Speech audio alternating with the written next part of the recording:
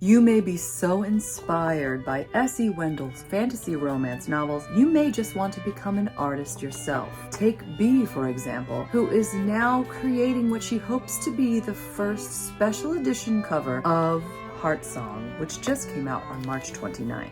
Wait a minute, how did you do that? You were using paint. I'm just that good. Hi, my name's B. Welcome to my channel, Mama Needs to Read Romance, and push this new special edition cover. I say this every month, but this month promises to be a month of fun, and I cannot wait. Let's talk about all the excitement I have cooked up for the month of April. To start, you may be aware that I generally post on Fridays and Sundays. I decided to ask your input, and overwhelmingly, you guys voted for Wednesdays to be my new posting day in addition to Sundays, which I'm definitely keeping. Something else I have cooked up that's coming in July, I will neither confirm nor deny, so you can make some guesses. I'm going to be hosting a read-along that promises to be epic. My first clue that I will give you is it's one of the most popular and most talked about historical romance read-alongs around. There, I've said it. I'll give you another clue coming up in a future video. Speaking of videos, on Saturday, April 20th at 1 p.m. Eastern Standard Time, we are going to be doing the Eclipse and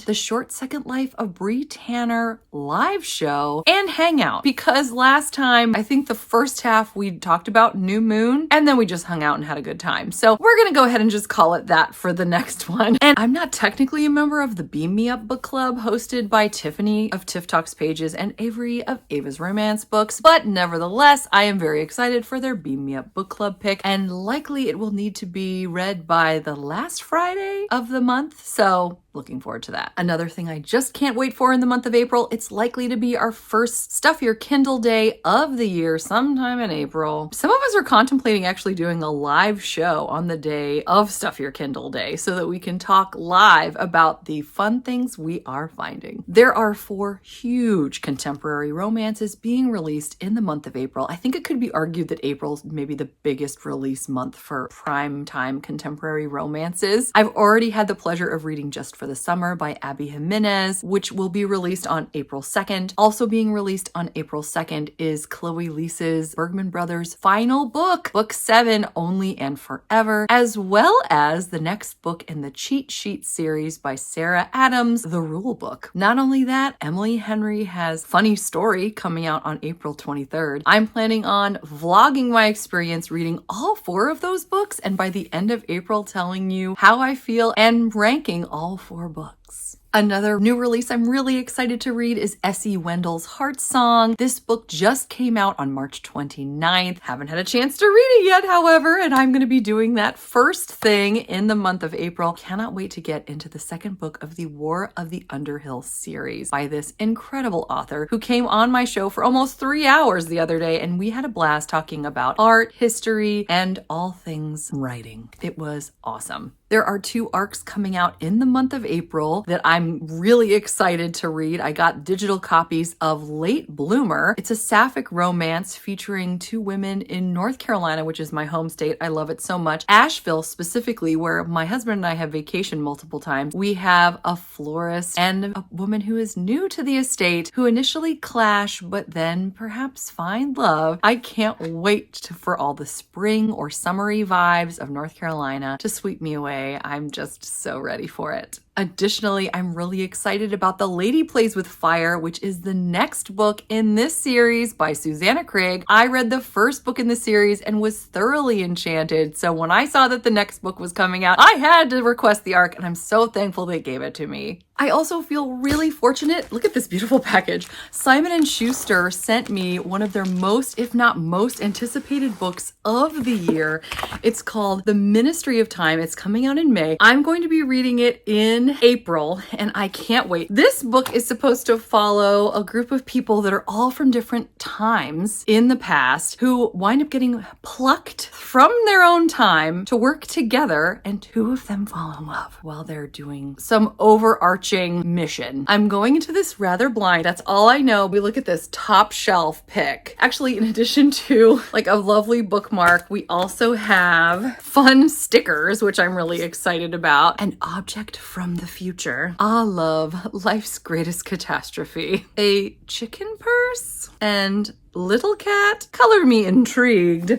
Last month, I asked you guys to vote for certain things for me, including what book you wanted me to listen to and what book you wanted me to physically read from my Kindle. And you guys picked the best things. This one to listen to, this one to physically read on my Kindle. And I was so happy. You guys picked very, very well. So I have room in my schedule for one more contemporary romance this month, and I was hoping you could help me. I will also post this on YouTube again for votes, but I would love to know if you would prefer for me to read Practice Makes Perfect, which is book 2 of the One in Rome series by Sarah Adams, or In the Weeds, which is book 2 of the Love Light series by B.K. Borison. I can't wait to see what you have to say because you guys are never wrong. 2024 is my Bridgerton year, and it's the 4th month of the year, which means it's time to read the 4th and final book of the Rokesby series, First Comes Scandal. I've really enjoyed the series so far. Julia Quinn is full of humor and heart. I can't wait to see what the last book in this prequel series to Bridgerton has in store. Continuing on my Ice Planet Barbarians and Ice Home journey that I've been on since December of 2022, it is now time to read Ice Home Book 8, Callie's Catastrophe, which I told you I was going to read last month, and I was wrong because I couldn't read a flowchart. I actually mapped out the rest of the series, including the Ice Planet clones, and if I were to read an Ice Planet clones, I will be done with all of the series and the 2 spin-offs by April of 2025. Get ready. Many of you wanted me to read Forged by Magic from my Kindle Unlimited library last month. I didn't quite get the votes needed for me to pick it. However, I found it on audio and it doesn't look very long, so I'm going to be listening to it in the month of April. I can't wait to try out this cozy fantasy type book, so I can't wait to give this a whirl.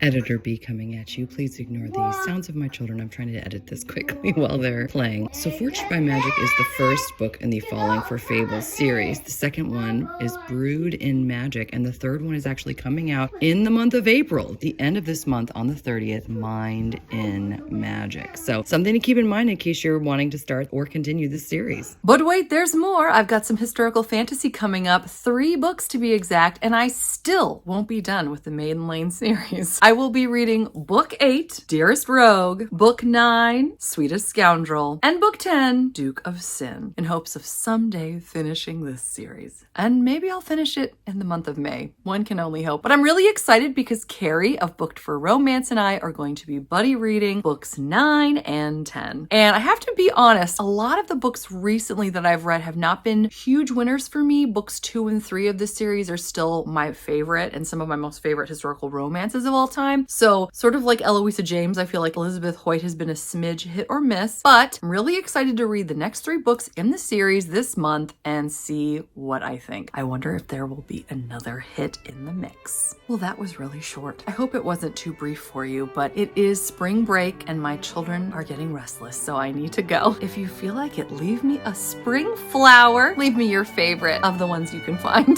I hope you're doing well. I hope you're enjoying whatever it is you're reading, whether it's springtime currently or not. Until next time, thanks so much. Take care. Bye.